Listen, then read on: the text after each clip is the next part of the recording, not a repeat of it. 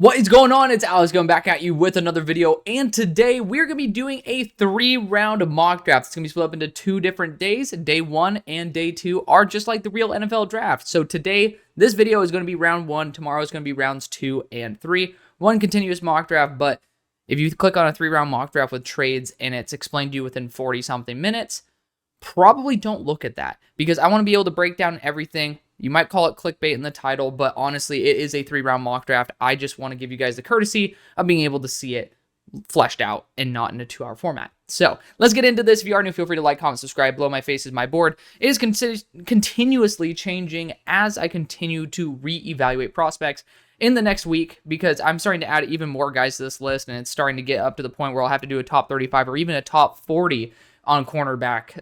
It's going to be insane. So definitely stay tuned for that. It'll probably upward.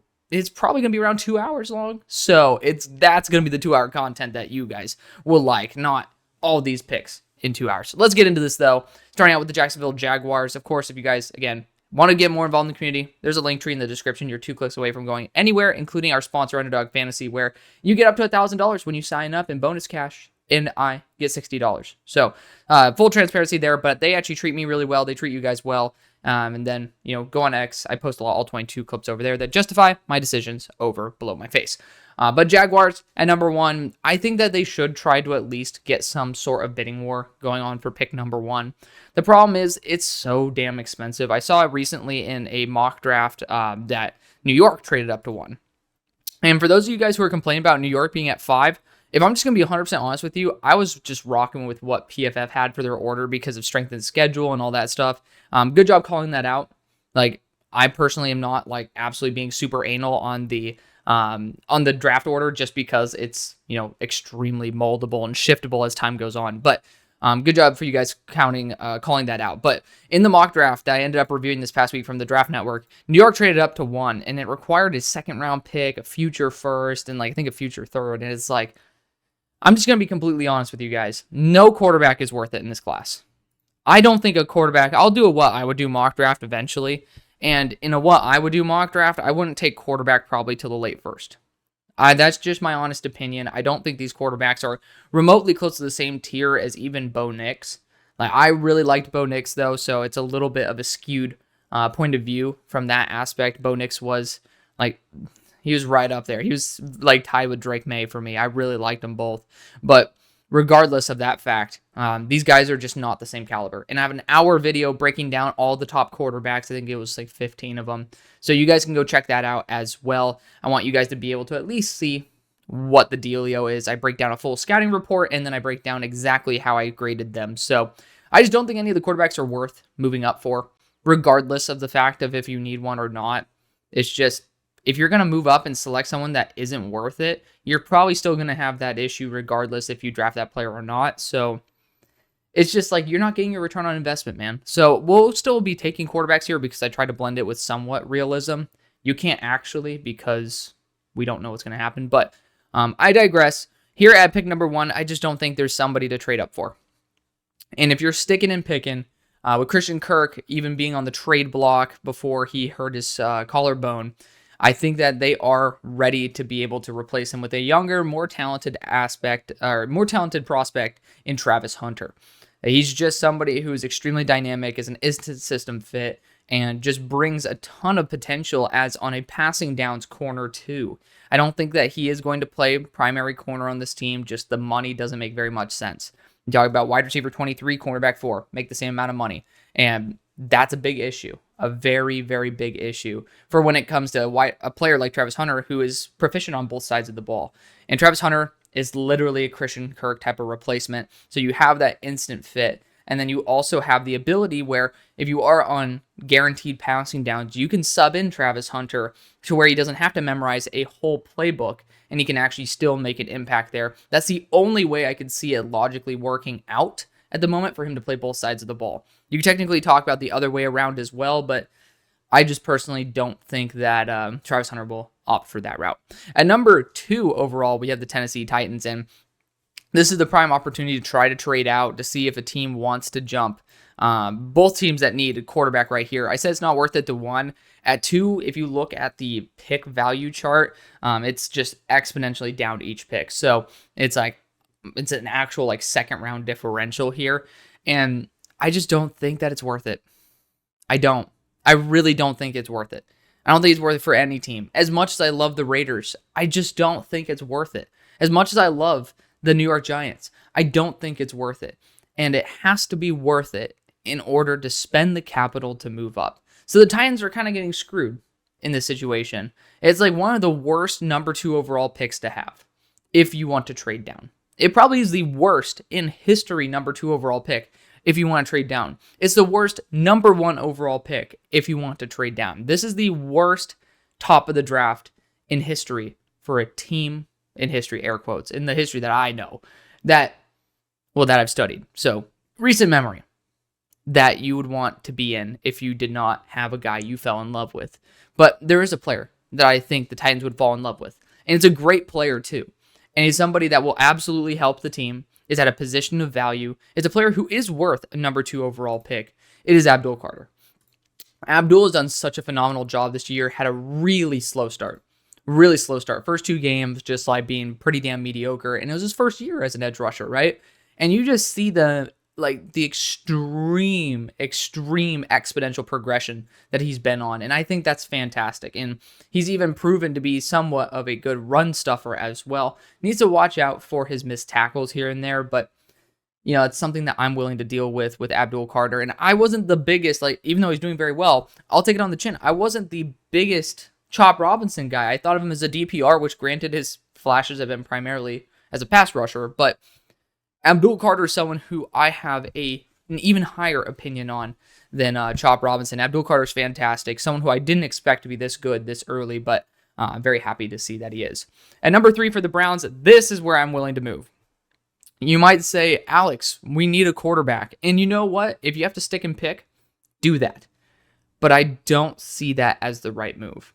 I don't. When you have Cam Ward and Shedeur Sanders on the board, I think the right move is to be able to maximize on proximity, wanting to jump, like having a quick little quarterback battle here. And yes, again, you guys are in a position where you might be looking at a quarterback. But remember what I said earlier.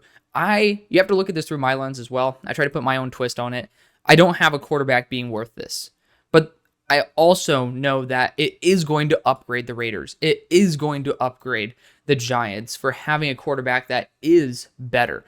I don't know if it's going to be worth it for the Browns, where in round 2, if you want to pick up a Garrett Nussmeier, if you want to pick up a Drew Allar, that is where you can really start getting the proper value for your pick in your situation where Deshaun monetarily is so tied up. So we're going to move back here. And again, it's going to be the Raiders. Like, the Raiders are going to jump the Giants. And technically, the Giants could be just trying to snipe their guy with Cam Ward and be happy. But I don't think the Raiders are going to be happy getting sloppy seconds. I don't think in this situation where if I am the Cleveland Browns, which I am essentially assuming control of both organizations, I'm perfectly happy taking a shitty deal to be able to still get my guy, but increase my draft capital. Because I don't think that either quarterback's worth number 3. But I also don't think that the valuation of the Browns at 3 is the same as the Raiders at 3. The return on investment for the Raiders could be upwards of 5 wins. For the Browns, I think there's a better route, and I really do. And let's stay together on this one. I will not be sending that second round pick in. Instead, I will be sending a future second round pick in order to make this happen. We have the extra third round pick, which PFF, for the love of God, please update the trades. Like, I pay for this, and you guys are doing a horrible job. Horrible job, PFF. And it bothers the hell out of me. But that aside, we have that extra third round pick. You can end up adjusting this for a future third. I never deal the future third or second round picks on day 2 anyway, so it wouldn't actually affect how the mock draft progresses. But the Browns, I don't think that you're in the position to get that wins above replacement the way the Raiders would. And Tom Brady is trained up Shedeur Sanders. There's that connection right there. And I don't think this is a situation for a future second and a current third when you have a spare third. I think that it is the prime opportunity to be able to leverage that free third-round pick, air quotes, from Davante Adams, and be able to make sure you get the guy that you want. And so we're going to go after Shedeur Sanders here at pick 3. At pick number 4, we have the New York Giants, who are going to get the, air quotes, sloppy seconds, which Shedeur is my QB1. Cam Ward is my QB2. And so they're completely different styles. I think that Shedeur is the far higher floor. Cam Ward has the far higher ceiling. The thing is, with the Raiders, I'd opt for a higher floor guy. For a new organization that will probably be coming into New York, they might opt for the guy with the higher floor if they have the choice. And so you might still be dealt a really solid card here if you are the Raiders and you stick and you get Cam Ward. But for the price of a third, a free third essentially, even though we ended up trading our third, but essentially a quick little move back because we got rid of Davante Adams, as well as a future second, you get to choose the most important player on your whole entire team on offense at the very minimum. And I think that's worth it. If you put it through that context, I think it's worth it. But at pick number 5 for the Cleveland Browns, they have so many other issues. We got that free third-round pick as well, which is going to be a godsend for filling in positions like wide receiver, like running back, even air quotes, maybe running back, quarterback. It allows us to have a lot of flexibility. But here's the thing. This team is stuck in a current situation. Geez, English is hard. With the quarterback, Deshaun Watson. He still has a couple years left. Monetarily, you can't get rid of him. So how do you get around that? You also need some offensive tackle help. This is not the class for that. You could be ballsy, move back even further, acquire future draft capital, continue to stock up on your picks, and then be able to draft someone like Josh Simmons, who is a really damn good tackle, but he's out for the year with injury. Or you can mitigate, and I made this argument for the Patriots, you can mitigate a lot of your offensive issues by being able to have a very reliable run game. And people try to have this issue with running back in the top 5, top 10. But they don't have the vision, or at least the memory, of what the NFL does value when it comes to running back. When you look at a running back that is so prolific that right now, if the whole entire season stopped, that this player has been better than all of the Heismans before, and he still has more time to go. He is literally unstoppable, gone up against legitimate defenses, including the number 1 team in the country in Oregon's defense, and performed valiantly against them. And all of a sudden, you're just going to be like, oh, Bijan and Jameer were way better. Saquon was better. You can't say that definitively. And in fact, you can almost say the opposite. Jeanty might even be better than what Saquon was. And Saquon was essentially New York's MVP because of how bad Daniel Jones was. He was so damn talented, so good, even through injuries, that Daniel Jones somehow appeared lucrative enough as a $40 million a year quarterback to keep him. That's how damn good Saquon Barkley was. And Jeanty might be better. And you look at where those guys are drafted. Number 2, potentially number 6. We saw the videos of the draft room. They're like, we might be just having to sit and take Jameer here at 6. At 6, at 8. Do you think that it's out of the realm of possibility for him to go at number 5? I think you'd be a little bit out of your mind to say no. And so it may seem crazy, but we're going to go Jeanty here. And we added that extra third, we added that extra second, and now we have the ability to be able to take that late first on a quarterback, or take that third even on a quarterback like Quinn Ewers and develop him for a couple of years.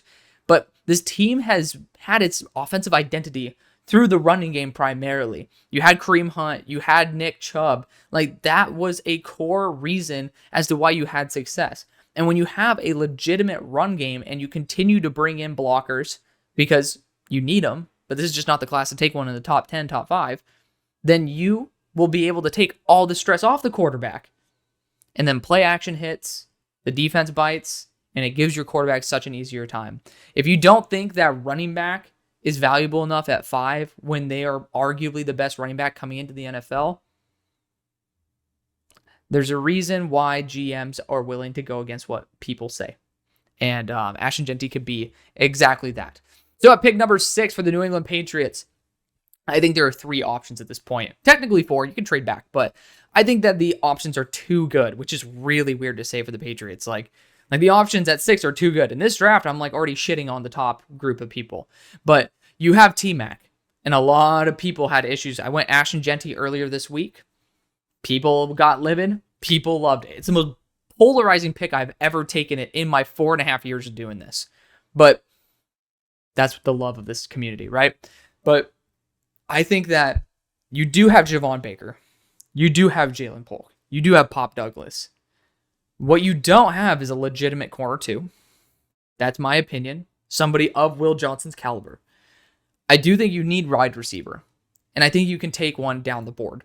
But I also think it is fair to say this will be your wide receiver 1 versus this will be your corner 2. The third option is edge rusher. But of course, we can take that round 2. James Pierce sitting there. I love James Pierce. I think he'd be a great fit on our team. Him and Keon White would be a nasty edge duo for the next, probably upwards of 10 years. But I will want to throw a curveball in here. I haven't been taking Tetairoa McMillan very high.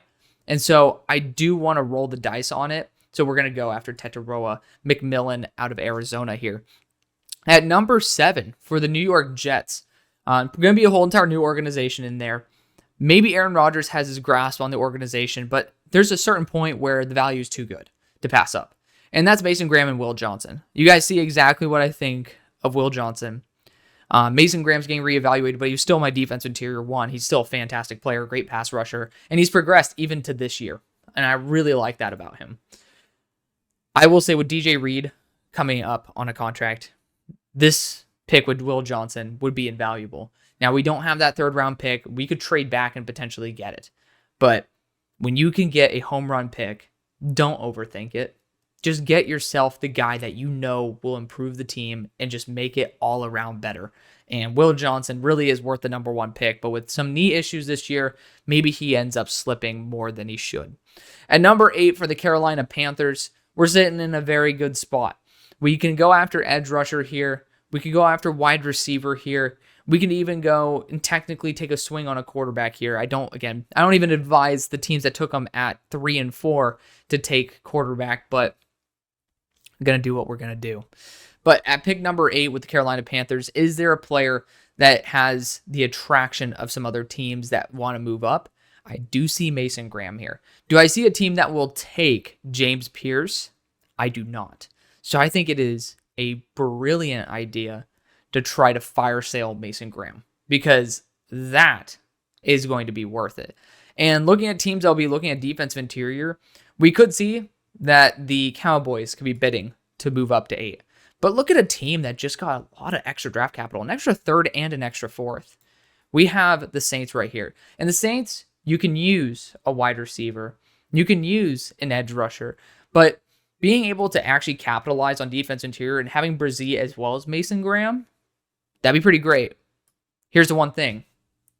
Take that. You're in the same division. So I am looking actually at the Miami Dolphins.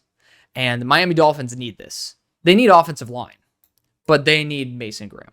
So let's look at the draft capital that Miami has. If they don't have enough, then we'll stick and pick, and we are in a very beautiful spot. Where the hell is Miami? There we go.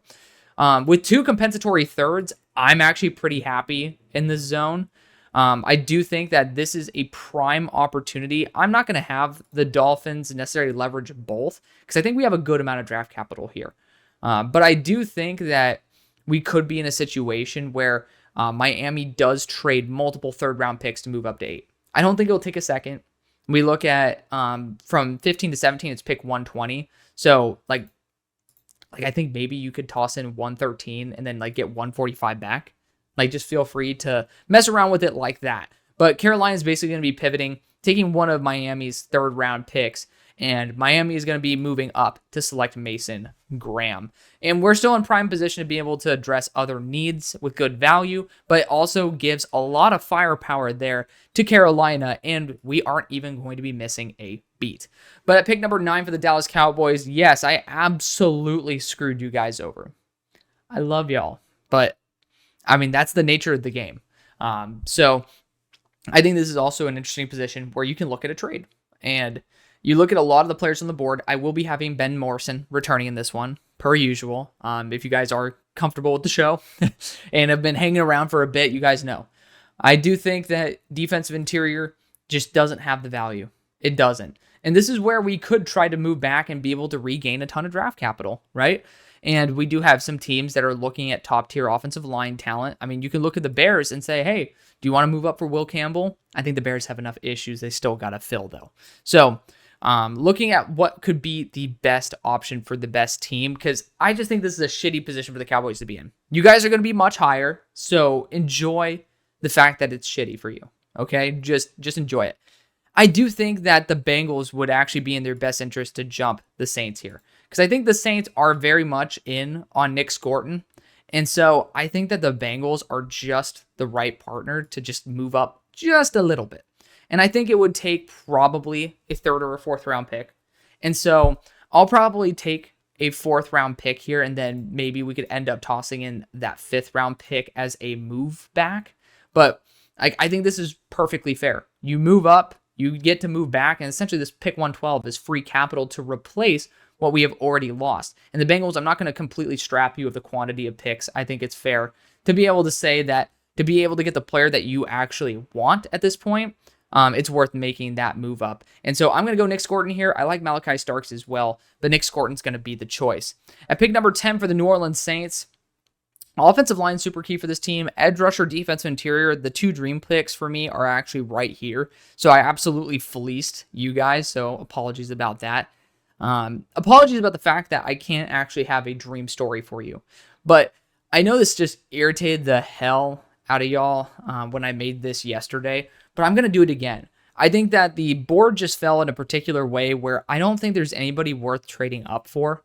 Like, looking at the options, I mean, you could talk about the Seahawks wanting to move up, but I mean, there's a certain point where I just don't see the return on investment for particular teams. And right now, like, there's nobody in striking range that's threatening each other. Like, I don't see a legitimate threat anywhere to any of these picks. So we're going to go after the best player available. And to me, that best player available is Malachi Starks. I do know that Honey Badger is not the youngest guy on planet Earth. This is going to be someone who could end up replacing said guy. At number 11, we're back with the Dallas Cowboys, which again, we already moved back once. I think that you still could be in the market to move back one more time. But just as I was talking about with the Saints, we're in a sticky situation. And in order to remediate that sticky situation, what we do need is to get the best player available. And you could talk about Luther Burden here, but Luther Burden's a slot. I think that's a bit of a controversial pick if you want to find the optimal role for Luther. If you want to have the best outcome for Luther, have him be able to play a Malachi Corley role, right? He's just pretty much a better version of Malachi Corley at this point. Emeka Buka, also a slot, also not worth this pick. The one who's really standing out to me is Isaiah Bond. And he could essentially be your long-term Brandon Cooks. Really good deep speed, and that also keeps defenses at bay when you have that second option that really can stretch the field. I know it's not ideal, but again, when you look at pretty much what was on the board, we got a free pick to be able to go after the best player available, and I think Isaiah Bond's getting criminally underrated at the moment. Like, he just deserves so much more. And I am reevaluating wide receivers, so don't look at my board and say like, oh, well, Isaiah Bond's your guaranteed one. I wouldn't go that far, but I do think that Isaiah Bond is the best wide receiver available, especially when you put it in the context that he's going to be pretty much a young version of Brandon Cooks that is a relief on CeeDee Lamb that allows that deep threat ability that can free up the run lanes and be able to just really add that new element for defenses to prepare for that you don't have right now. And plus, I want to get Isaiah Bond higher in these. I mean, he's been dealing with a little bit of a boo-boo this year, but he's been playing through it and has actually still been playing very well. At number 12, we got the Panthers, and, well, talked about it at pick 8, but we essentially got free capital to move back and select the same person. James Pierce goes at number 12. At number 13, we got the Tampa Bay Buccaneers, and we're going to be boring. We're going to do it. Sorry, Buccaneers fans. I want to change it up a little bit, but Jalen Walker is just the dream pick. I just don't see any other option being remotely close to as logical as Jalen Walker as an edge rusher for you. Like, it just is perfect. And based on the value as well, you guys see exactly how I value these edge rushers. Like, I absolutely adore him. At number 14 for the Chicago Bears, you guys are in a dream situation here. Like, look at this. Will Campbell, Kelvin Banks, Josh Simmons, Arianti Ursary. You guys have everything you want. And I'm going to go out on a limb here. I want to go after a true tackle. And Kelvin Banks absolutely has that upside. And I think that he probably will work as a tackle in the NFL. But there's someone who had a lot more confidence in. That's Josh Simmons. At 14, he had an injury that pretty much sidelined him for the rest of the year. I still think that the progression that Josh Simmons showed is unbelievable. And it's something that easily puts him above the other tackles. And I've been wanting to do this, and I just didn't really have the balls to do it. But at 14, I feel like it's okay to put Josh Simmons as the first offensive lineman to come off the board. He really was worth a top 3 pick for me before he ended up getting hurt. So you're getting someone who is pretty much falling solely because of injury issues. And I even debated if T-Mac wasn't there at 6, I would debate going for Josh Simmons for the Patriots. But I think that Josh Simmons is the right move for the Bears because he can even kick into guard if the left tackle spot ends up being promising with Karan Amagaji for the long run.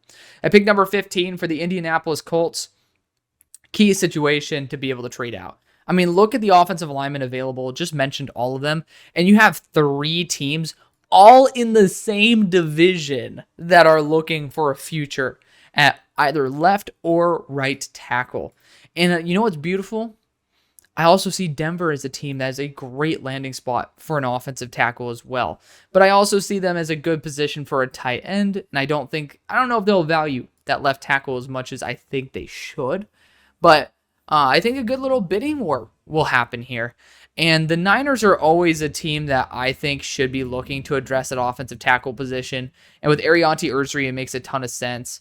But it just doesn't, you need to jump either the Rams or the Seahawks in order to get your guy. Because you have no guarantee. I think that the Rams have the most to lose because there's Will Campbell here who has a guard hybrid potential. And there's not that many teams that I think are looking for a guard. That's why I'm having him slip. I think he's a great guard, but not many teams are that desperate for one. I think the Rams have the most to lose here if they get this wrong. But no matter who gets taken, I mean, technically, if you go 2 left tackles, then they're kind of fucked. So let's actually move up with the Rams. I think it's smart for the Colts to do this as well. The Rams need that left tackle spot. I know they don't have that second round pick, but this trade right here happened for pick 120. Pick 118 seems to suffice. Even though there could be a bidding war, I think the Colts are not going to be losing out on what they're trying to get. And the Rams end up moving up to select their true left tackle of the future. And that's going to be Kelvin Banks. I think that Kelvin Banks does not have to kick into guard, even though he is 6'4". I honestly never got the fact that he should kick into guard from watching him. I really did think he could hold up as a tackle. And so if you really have that doubt, go Ursary. But for me, I'm going to be pretty happy going Kelvin Banks. At number 16 for the Seattle Seahawks, this is a quick one to the podium for me. It is Arianti Ursary, who is going to be that future right tackle for the team. His run blocking, also just that physicality aspect, really does fit well with the Seahawk mentality. You guys ended up getting a great player to fall into your lap.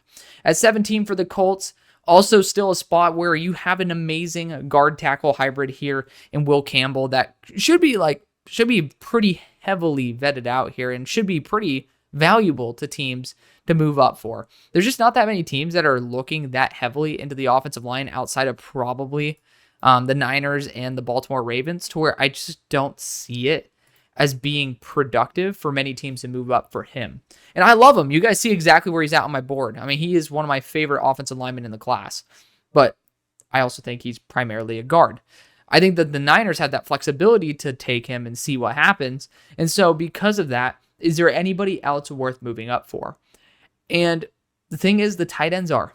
But this is a team that, well, I think is in the market for a tight end. So we're going to be going after one here. And I think Colston Loveland just fits the Colts too damn well. They prioritize receiving ability over the blocking aspect. So I personally think that through their track record, they're going to like Colston Loveland in this process more.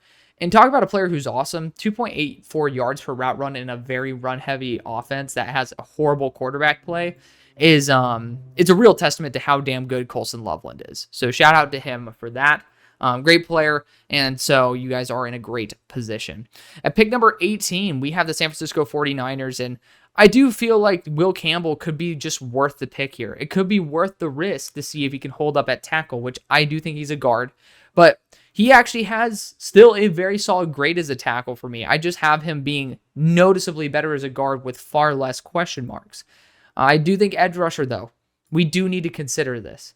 And there's a lot of really good ones. With us having pick 50 and 82 and 101, I think that we're in a good spot to be able to roll the dice on an edge rusher at that point. I do know that defensive interior also is a dark horse position for this team. With Kenneth Grant on the board, kind of hard to say no there too. And I've been trying to find a way to be able to go a different route for San Francisco outside of what I've already done. But I also think that Will Campbell is just too valuable to pass on.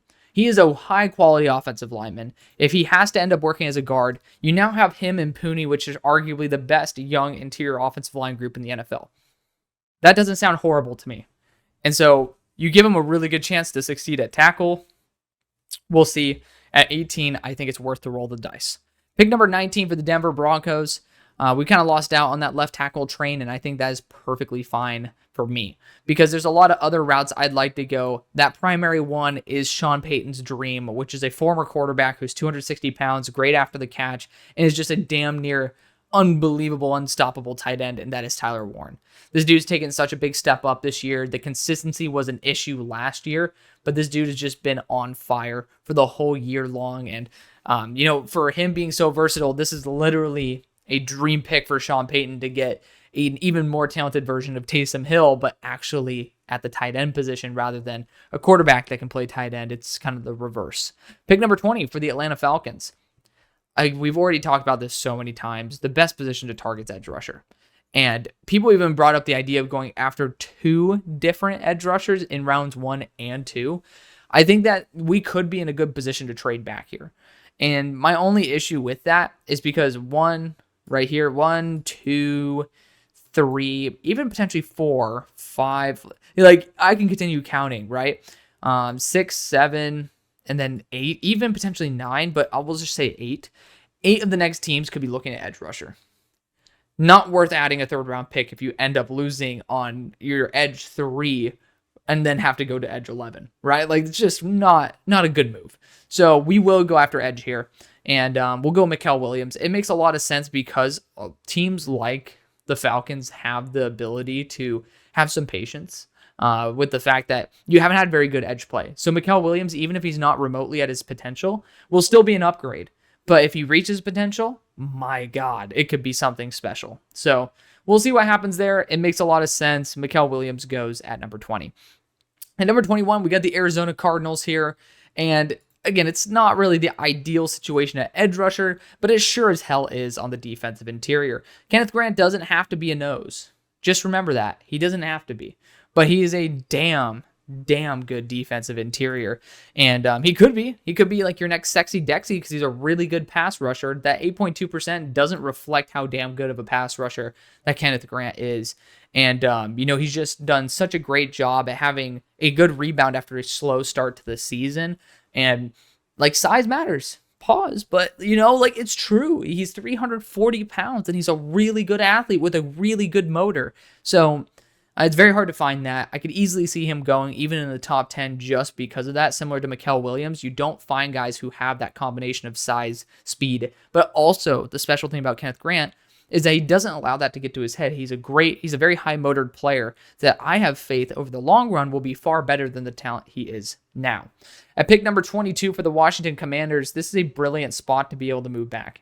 You have really good receiving play here that could easily be on the board for the team, but you also have really good edge rushers and also very good defensive interior players that could absolutely derail what I'd want to do here with the Texans. Now, I don't know if we're going to get to that point where it would derail it because I'm happy with Nolan or Deone Walker or even Derek Harmon at this point, but I also think that Walter Nolan is pretty freaking awesome. And looking at teams like the Bills that have multiple second-round picks that should be looking to upgrade that defensive interior, this is a prime opportunity for them to be able to leverage that second-round pick and move up and select someone that is far better than what they will be able to select here at 30. I'm kind of tired of selecting second-round players for the Bills in the first round just because, well, you know, we got to get edge, so we're going to go after Shamar Stewart at 30.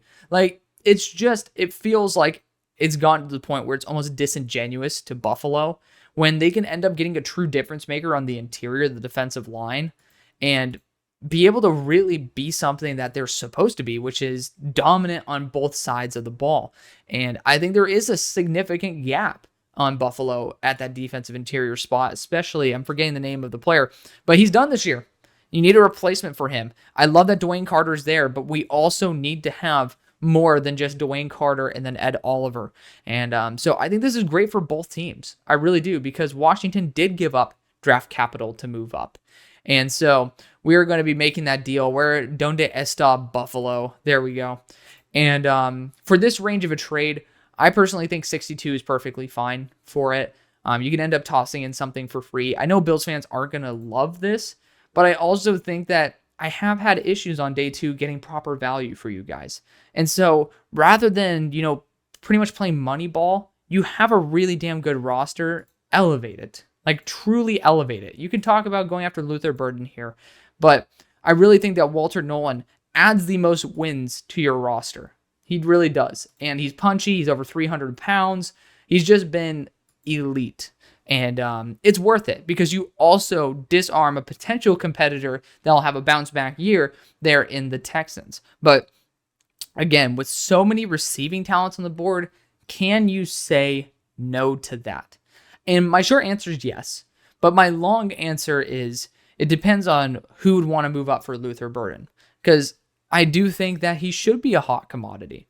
And you're looking at some teams here that just necessarily don't value that.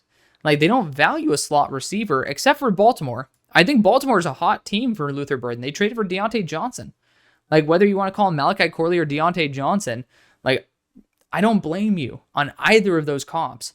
And so it's kind of a perfect fit there for Baltimore. So is there a team that would want him over that? Technically, you could talk about Washington moving back up. I think it's just they're happy where they're at. I don't see a team that is worth it. So the Texans are stuck. Bottom line, Texans are stuck. Ben Morrison going to be returning in this. And so I think the best way to leverage this situation is just to be able to get the best player available. And that's probably Wyatt Milam. He had some injury that happened recently, which is why he ended up allowing 5 pressures over the past 2 weeks. So that's a reasoning why, because I was like, why the hell? But he's an awesome player. And this is a team that desperately needs that help. That being said, we can't ignore the fact that Nico Collins is unreliable in terms of health. Stephon Diggs is done after this year. I mean, that's part of his contract, right? And then you have a good amount of depth, but do you truly have someone who is so good after the catch like Luther Burden? Don't think so. So you know what? We're going to make lemonade out of lemons. We're going to go Luther Burden here and address the interior offensive line later. Speaking of a team that I was kind of dying to go with Luther Burden for, we have the Baltimore Ravens. And without that on the board, I think we need to be able to reevaluate where we're going. Even though Emeka Egbuka could work very well on this team, just don't force it. Don't force an issue. Offensive line is a very easy one to go with B. Steve having some issues, 78 out of the 205 yards. I don't know why that's such a big issue because I feel like that does happen. Like, corners will just have a bad day. Like, even my boy Andrew Phillips, you guys know how much I loved him. He allowed over 100 yards. It doesn't make him an ass corner because he had a bad game. It's like B. Steve is very reliable. I mean, he was a 3rd round pick who's still on the team taking a shit ton of reps. Like, shout out to him. But looking at the corners available, I do think it's time to potentially look at an upgrade. And evaluating the style of corner that you guys like, I do think that it is very interesting because it's going to be someone who's a little bit more punchy, a little bit more physical, but also good ball skills. That's Trey Amos. He's not the most explosive guy, but I ended up saying this in my last video. This guy is special. Top end speed, you're not burning this guy over the top. He has a little bit of issue with acceleration, but I have never seen a corner so consistently be at the catch point than this dude. Like, he is always there. There is no way that someone's going to have so much separation on this dude that he doesn't get his hand at least on an arm. That is going to turn into a lot of pass breakups in the NFL. The more that he ends up, by the way, 11 forced incompletions. That's legit. That is legit. Tied 15th in the whole entire nation. He's a legit player, and I ended up watching him for my corner video that's going to be coming out. Of course, I'm just adding more guys to it, doing a lot of the graphics work, but Trey Amos is honestly a freaking stud, and it's time we start putting some respect on this dude's name as a first-round player. Right now, he's my number 28 player, and that has two of the tight ends that are going to be dropping. Bo Collins is going to be dropping out, so I put the star there. Like, he will be my number 25 player on my board if when all is said and done, and I'm super excited for that. I also have some other guys who still might be slipping out of that, so he could even be a top 15 player when the reevaluations are all said and done. Pick number 15, 25 with the Los Angeles Chargers. Tight end would have been a dream.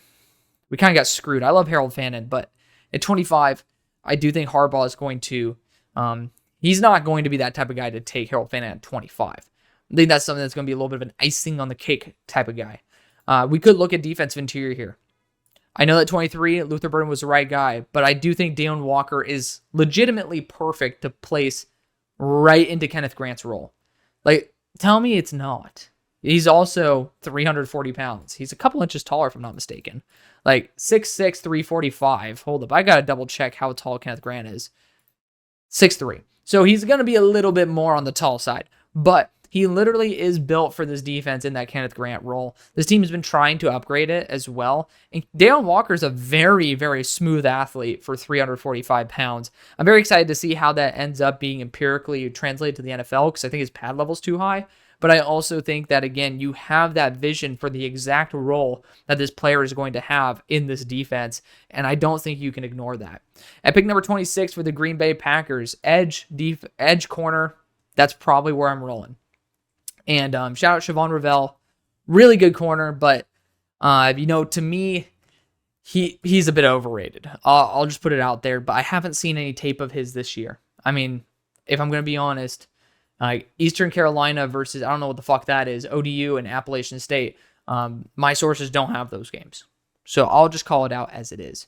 So I will say Siobhan Ravel is a TBD on full evaluation, but based on last year, he's like corner 14 to corner 20 for me, which is a good range. You guys are like, what? But I really fell in love with some corners in this class, and it doesn't diminish the value of what Siobhan Ravel could be. And that's why he'll still go pretty damn high, probably early in the second. But I think it's time to look at the best players available. And based on my board, the best player that is still on the board, outside of Ben Morrison, who I said is returning in this, which is a dream pick for the Packers, but I do want to emphasize I have him returning to school as a true junior with a hip injury, is Azariah Thomas. I've seen him in person. I've watched him in his worst games. And this guy still wows me every single time. He's big. He's physical. 6'2", 198. He's physical. He's unbelievably fast. Talk about very similar to Trey Amos. He's still developing as more of a zone guy. Still developing his field sensitivity. But for Jeff Hafley, who appreciates size, physicality, speed, man coverage ability, this is your dream pick.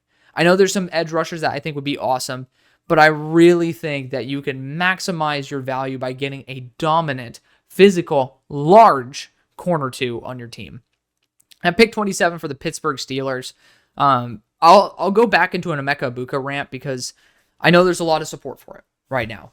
And I know that Emeka Egbuka is a very good wide receiver. This is in no way to diminish his capabilities. But for the Pittsburgh Steelers, I think it is one of the most short-sighted moves that we can make. And here's why. So the main argument that gets brought up is that, we tried to trade for Christian Kirk by the deadline. That is primarily because Roman Wilson's on IR. It's not because we don't think Roman Wilson is good enough. He just hasn't been healthy this year. And I think it's very logical and very smart by the organization to say, we're not going to play hurt players when we do have some other contributory players like Calvin Austin to be able to take that step and be able to still contribute while Roman Wilson becomes the best version of himself. He's a third-round pick. You don't just stick a massive middle finger into his face and say, screw you, Roman Wilson. And you might say, why do we have to say screw you to Roman Wilson? It's because Emeka Egbuka is a slot wide receiver. He's done it for the past 2 years. He's had the option to potentially go to the boundary if he wanted to, because he did it when JSN was a slot. He elected to be in the slot, or they elected it for him where they thought he was a better slot receiver. And if he is a worse boundary receiver, well, I don't think right now he's a guaranteed mid-first as a slot. And if he's worse as a boundary, can we guarantee he's worth a first-round pick as a boundary, right? So he's been a slot wide receiver primarily. And we don't need a slot for the future unless you are giving up on Roman Wilson, which is throwing away a top 90 pick, which I think is horrible capital management because we haven't even seen a reason to get rid of him outside of health, which we are doing our due diligence now. Our team also has a specialty with sniping wide receivers after the first round. Why would you leverage, or why would you not leverage that asset of being able to get the gems? You look at Antonio Brown, Hines Ward. I mean, even recently with Deontay Johnson. Did any of those guys come in the first round? No. Juju Smith-Schuster, George Pickens. No. Why are you forcing it now? Just because we need it?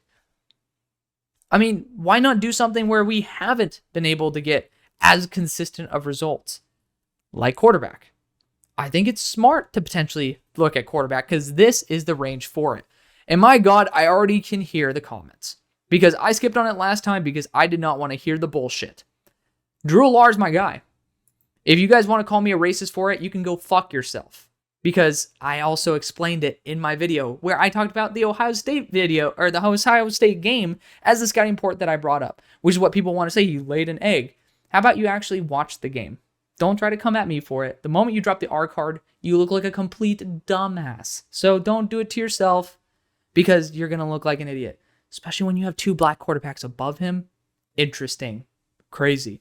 But regardless, those are certain people, not you guys. I know that I love you guys. But for the Steelers specifically, one of the positions we have yet to get right is quarterback. We have been saying like, oh, wow, look at how well Russ has done. Look at how well Justin's done. First off, both of them are up for a contract. So we cannot guarantee either of them are going to come back. Russ very well might say, hey, you see New York? Well, they were talking to me before. Might want to go there because they might pay me more. And if Justin comes, well, how much are we going to pay per year? How long are we going to pay? So there's variables at play there that will be clarified in time. But for the Pittsburgh Steelers specifically, we have just gotten comfortable with mediocrity at quarterback because we've had ass with Kenny Pickett. This dude can't even do a damn like series on the Eagles without looking like complete butt cheeks. I don't know why he's above Tanner McKee, but that's beside me. We need something that actually has potential. And I love Justin Fields. He does have potential. But again, we cannot promise that either of those quarterbacks are going to come back. It's an easy job. But if it's an easy job, why not have someone who does have talent? Who does have the arm strength? Who does have even some mobility? Who is built for Pennsylvania winters? Who is built to take hits from Ravens, Browns, as well as Bengals defenders? That's Drew Lar. He's massive. Look at him, 235, 6'5", and has a great arm. And the thing about it, you can't call me jack shit because I had him as quarterback 17 at the start of the year. And I've gotten him up to QB3. And I believe in him just as much as the guys I took at 3 and 4. And it's not because he just has a big arm, like, ooh. No, it's because his processor has improved so much. Every single throw he makes, I'm like, you know what? That's actually not a bad decision. Or that's the right decision. His wide receiver usually just messes up. I mean, I can't put all the blame on Drew Lar for in the end of the Ohio State game for a dude dropping a ball that hit his hands in the end zone. I can't do that. And he's not a perfect prospect, but he actually might really work in Pittsburgh. And so if I'm going to say I have the chance at 5 years of a 20-year-old quarterback who should go back to school and end up being a top 5 pick, if you were going to say I'm going to pass up on 5 years of someone who's developed his mechanics every single year and has gotten better every single year and has really good grit, who's willing to put his shoulder down and be able to truck for the extra yards, who is able to throw a 70-yard deep bomb, if you say I'm going to pass up on that because he isn't the best player in the history of college football at quarterback, we have a disagreement, and that's okay. But I think the Steelers do need to focus on that. And you can't make an argument for Mecca. I already countered that. Just because we had that Christian Kirk thing as a short short-term trade that we were probably trying to look after because Roman Wilson's going to be out for the year. Didn't seem like it was going to be the long-term move. So I think it was a short-term fix, long-term move. But for the Vikings, we need to get the hell out of here. We need draft capital, guys. We need draft capital. Let's not spend as much time on this. You guys know I'm a Steelers fan. That's why I spent so much damn time on the Steelers. But we need to trade out of here. I think guard, corner makes a lot of sense. Running back even as well. But I really think that the guard spot is the most key. And if we have to stick and pick, I am going to be understanding of that. I'm going to be fine with it. I'm going to look at the quarterback position. Is there anybody worth trading up for? No. Jalen Milroe, a lot of people have some faith in him. And I did at a time as well. But I don't really care about games where you beat up on LSU because you became, well, pretty much early career Lamar Jackson. But you know what happened with Lamar Jackson? His team ran the hell out of him. His team prayed to God that he would continue developing. And you know what he did? He developed into one of the best passers in the NFL in terms of precision. That is almost unheard of. So similar to what happened, I have the same conversation when Trey Lance was coming out. And everyone's saying, oh, look at the Josh Allen trend. When you have a quarterback that cannot consistently hit their throws and is not improved even over college, because I didn't study Lamar when he came out. That was literally the first 2 weeks after I started my show. That was when that draft happened, right? I was like, oh, goddamn. So with all that being said, I had the same issue with Trey Lance. You cannot have the exception be the rule. He is an awesome athlete, but he is a garbage passer. He is always off on his throws, never really in stride. His big plays versus Georgia required Ryan Williams to do some circus act to be able to catch it. And I'm not trying to say Jalen Milroe's ass, but when we're talking about him as the 12th ranked player, we're talking about him as a guaranteed first round pick, I think that really lowers the value of what a quarterback should be, because quarterbacks are required to be consistent. And when a passing lane is open, especially when a receiver is wide open, you can't miss him. Maybe you can if for the majority of the time you're really spot on, but Jalen Milroe is consistently off, and he needs time. And he's going to be a good quarterback if he's given time. But if you draft him in the first round, my goodness, you are going to be hearing the cries for him to be playing because people are impatient. Do not force him into that situation. So I'm not going to have a team trade up for Jalen Milroe. I think it's very disingenuous unless you're the Cleveland Browns, because you can actually say, oh, we can't afford it. We're going to wait and sit him, which is the only time I'll actually move up for him. Because, again, you can get that 5th-year contract because you know you're going to sit him, and we did get that extra pick. I'm not going to lie. I might be going back on my words here because that's like one situation where teams are going to be like, well, we can't really start him because we made a massive mistake paying a quarterback and having an 80 mil cap hit. You know what? I'm going to say fuck myself. We're going to be trading. And, this is a perfect opportunity. Look at what the Browns have. We traded back and got the same guy we were going to. And I told you guys, we're getting that free 2nd round pick right there. 69 still would be, too much for this. I think 104, and then, look, you don't need to grab 3rd round picks here. What you need to grab is something to be able to bolster your roster with young contracts. You could talk about pick 177 here, but I really want to go 202. Maybe you can toss in a 242 in there. Feel free to do the math on your own. But what I want for the Vikings is quantity. For the Browns, you don't necessarily need that as much. And we're giving the Minnesota Vikings back their pick. Then the Cleveland Browns move up for Milroe. Only situation where I say it's worth it, because Jalen Milroe needs years to sit. And that's where the 5th-year contract can really help, is solely in this situation where you are not going to be fully pressured to start him and expect him to be a starter. It's the one caveat, but I do have my issues there. 29 for the Philadelphia Eagles. It's tight end, it's edge rusher. Those are the easy positions to address. And with LT Overton here, especially with how flexible he is, you're trying to replace Josh Sweat. And so this is literally perfect. I thoroughly love LT Overton, especially for the value that you have right here. There's a lot of edge rushers that I think could certainly work, which Howie might use to trade back and get more draft capital. But For the time being, I'm going to be going after LT. Speaking of a team that I would love for LT Overton to go to, we have the Washington Commanders, who traded back and got some extra draft capital. We can look at wide receiver still. Emeka Egbuka would be a good target here, but I still think that going after edge rusher and giving the defense even more fun pieces where they don't have to make scrubs into, actual Pro Bowlers, I think it would be a really good service for the team. And so I thoroughly love JT Tuimoloau. You guys see where he's at my board. He's developed every single year, and he started out very raw, and people just didn't like how slow he was developing. But I feel like people just got prospect fatigue of liking JT Tuimoloau, and it's time that we show him the love he deserves. At pick number 31 for the Kansas City Chiefs, I think this is a prime opportunity to look at the cornerback realm. You're in a good spot, right? You can get Siobhan Revelle, you can get Darian Porter here. Like, a lot of good talents. A lot of them. You could also wait to the second, which in the last one, I ended up getting Tacario Davis in the second round. Like, there's some good players here. And I do have certain players higher than others. I have Jamari Harris, who I absolutely adore. That could also be a very good pick for the Chiefs. But looking at other positions as well that we should factor in, I do think an edge rusher like Shamar Stewart would be on the table. Getting an actual dominant edge would make sense. You could talk about Harold Fannin here, but I do think based on the fact that he is 230 pounds, it's not very likely. Defensive interior, Tyleik Williams wouldn't be a bad choice. But I think that I'm going to roll the dice. Offensive tackle, I know people are going to bring it up. Cam Williams is here, but I will also just put this out there. Not really a team that should be spending more top-end picks on offensive line.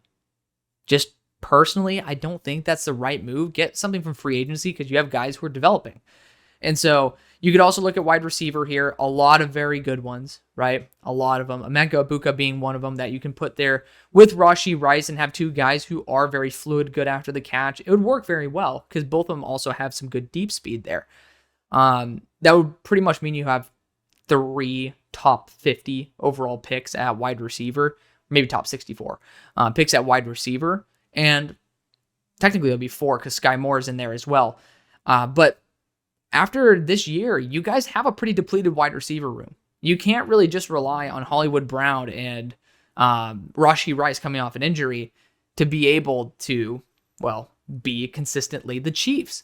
And so I will roll the dice on Emeka Egbuka because I think this is an organization that's willing to continue to spend. And I will try to keep Emeka Egbuka in the first round.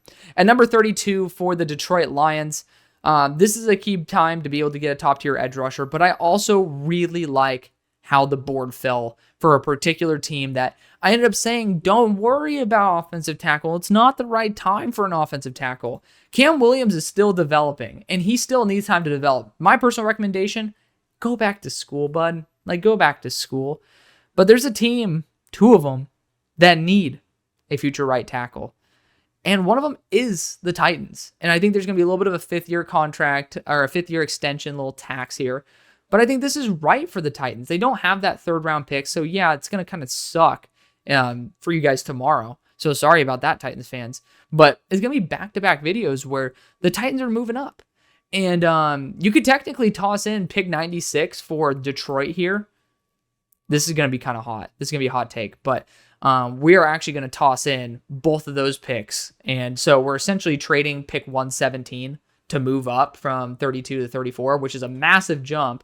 But at the same time, we're also moving into the 3rd round. The Lions now have both of those picks. I think it'll actually be good for both franchises because Tennessee, I think you need to hit on prime playmakers. But this is a 5th-year contract extension for Cameron Williams. You're going to get built through the trenches twice. And then Detroit, you end up getting really solid value on the back end. So that's going to be the video. Thank you so much for watching. I love you. See you on the far side. Stay tuned for rounds 2 and 3 tomorrow. See you later.